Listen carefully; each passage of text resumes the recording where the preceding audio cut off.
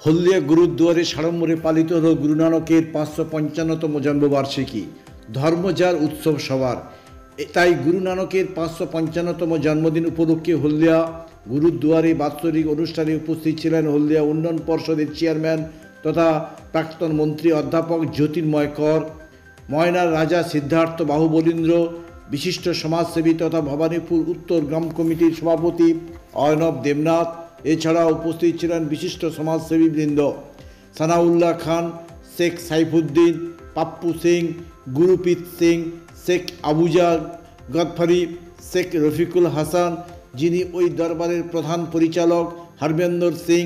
উক্ত গুরুদুয়ারের এই অনুষ্ঠান প্রায় 3 দিন 22, 23, 24 নভেম্বর ধরে বিভিন্ন সামাজিক কর্মসূচি ও পাঞ্জাবিদের ধর্মীয় অনুষ্ঠানের মাধ্যমে শেষ হয়।